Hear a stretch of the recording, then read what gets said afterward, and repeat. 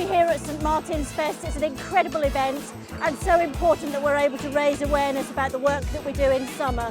A lot of our donations and support comes in during the winter, so raising awareness at this time of year is so important. So pleased everybody's here, and thank you for all our sponsors as well.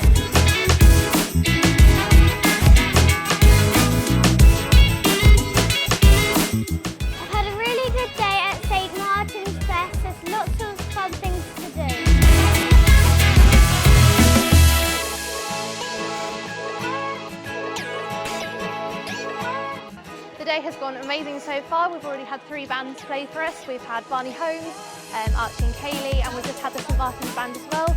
Later on we've got Sons of Mark and Ruben, Josh and Co, and we're having a laugh.